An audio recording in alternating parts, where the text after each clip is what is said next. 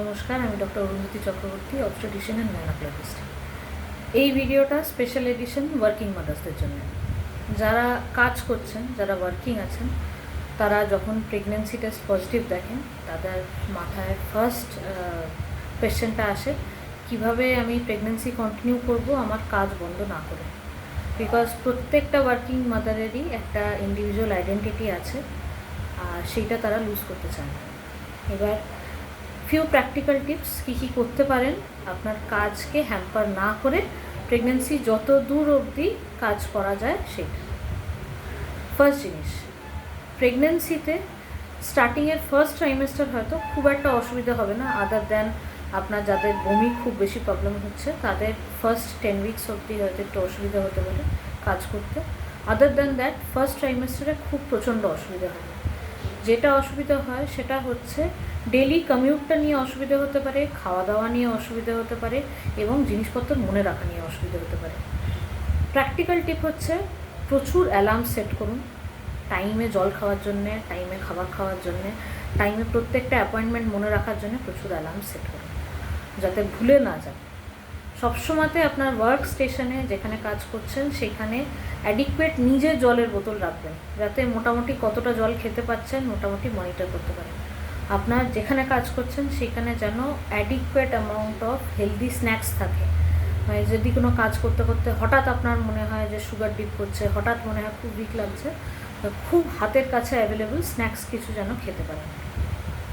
বাড়িতে যতটা মেল তৈরি করে আনতে পারবেন, যতটা ফ্রুটস বা অন্য ছোটো স্ন্যাক্স আনতে পারবেন ততটা ভালো।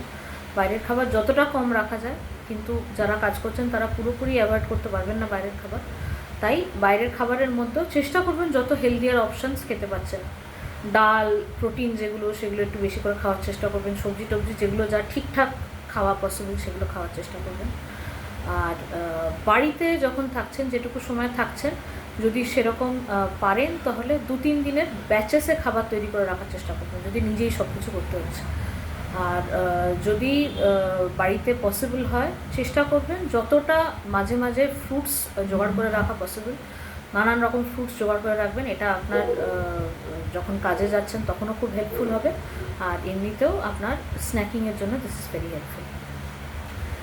অ্যালার্মের কথাটা বললাম, বারবার অ্যালার্ম সেট করে রাখবেন প্রত্যেকটা প্রিনেটাল ভিটামিনস খাওয়ার জন্যে, আয়রন ক্যালসিয়াম টাইমে খাওয়ার জন্যে, প্রত্যেকটা অ্যাপয়েন্টমেন্টসের জন্য। কমিউটের ব্যাপারটা হচ্ছে ফার্স্ট ট্রাইমেস্টারে যেসব জিনিসগুলো খুব বেশি ঝাঁকানি হয়, যেমন টোটো বা রিক্সা, এগুলো যতটা পারেন অ্যাভয়েড করার চেষ্টা করুন। এগুলোতে আর কিছুই না, আসার যে বাচ্চা হাম হবে সেরকম না, কিন্তু অতটা যারকে বেসিক্যালি পেটে একটু ব্যথা হয়। চেষ্টা করুন রেগুলার কমিউট যেগুলো ইজিলি অ্যাভেলেবল, যেমন কোনো ট্যাক্সি বা কিছু যদি ফিক্স করে রাখতে পারেন, বা উবের শাটল যদি রাখতে পারেন যেটা আপনাকে সেফলি নিয়ে যেতে পারছে ডেস্টিনেশনে, সেইটাই। হাঁটা চলা নিয়ে কয়েকটা ব্যাপার, খুব ভালো ফুটওয়্যারে ইনভেস্ট করুন, আপনার প্রেগনেন্সিতে দরকার। স্টপ ওয়্যারিং হিলস, একদম স্টপ ওয়্যারিং হিলস। যত কমফোর্টেবল ফুটওয়্যার আছে সেগুলোর উপরে টাকা ইনভেস্ট করুন, this you will require in your pregnancy. আর সিঁড়ি দিয়ে ওঠা নামা অ্যাজ সাচ কোনো রেস্ট্রিকশনস নেই, কিন্তু খুব বেশি উঠতে নামতে হচ্ছে যেগুলো, সেগুলো অ্যাভয়েড করবেন। আপনার যেখানে কাজ করছেন সেইখানে বারবার ঝুঁকে যেগুলো জিনিস নিতে হচ্ছে সেইগুলোর জায়গা চেঞ্জ করে মোটামুটি অ্যাক্সেসেবল জায়গায় রাখুন। আর একটা জিনিস হচ্ছে আপনার এমার্জেন্সি কন্ট্যাক্টসের ব্যাপারে যেন আপনার সব কলিগসরা জানেন। আপনি অসুস্থ হলে আপনার অবস্টেটিশিয়ানের নাম্বার আপনার ফোনে যেন এমার্জেন্সি কন্ট্যাক্টসের মধ্যে থাকে। আপনি অসুস্থ হলে কোন হসপিটালে যাবেন, কাকে দেখাতে যাবেন, কাকে কন্ট্যাক্ট করতে হবে, এইগুলো যেন আপনার ফোনে অ্যাভেলেবল থাকে, যে আপনি যদি না পাচ্ছেন তাহলে অন্য কেউ আপনাকে যেন হেল্প করতে পারে। এটা ছাড়া বাথরুম ইউজের ব্যাপারে কয়েকটা জিনিস বলা, যে try to carry Pee Safe or other things to sanitise the bathroom with you. Public toilet use করলে ইনহেরেন্ট রিস্ক থাকে বারবার ইউটিআই হওয়া, তো যখনই বাথরুমে যাবেন use the flush first, then sit for your toilet and use it again. যদি underwear দেখছেন ভিজে হয়ে যাচ্ছে তাহলে always carry an extra underwear. Candidiasis প্রেগনেন্সিতে হওয়া খুব কমন, খুব বেশি হয়ে যেতে পারে। যারা লং আওয়ার্স অফ ওয়ার্ক যাদের আছে তাদের এটা কমনলি হতে পারে, so carry an extra underwear with you. যখনই লাগছে আন্ডারওয়্যার ওয়েট লাগছে চেঞ্জ ইট। আর একটা জিনিস হচ্ছে যাদের অনেকক্ষণ বসে কাজ করতে হয় তাদের জন্যে হচ্ছে ইউজ চেয়ার্স যাতে ভালো লোয়ার ব্যাক সাপোর্ট আছে, যদি না থাকে তাহলে carry a cushion with you which you can keep there. যাকে অনেকক্ষণ বসে কাজ করতে হচ্ছে, এভরি 2 to 3 আওয়ার্স উঠে একটু হাঁটার প্র্যাকটিস করুন, তাতে অনেকটা হেল্প হবে। একই জায়গায় বসে থাকলে লোয়ার ফেসিলস যেগুলো আছে পায়ের, সেগুলোতে একটা স্ট্যাসিস হতে পারে।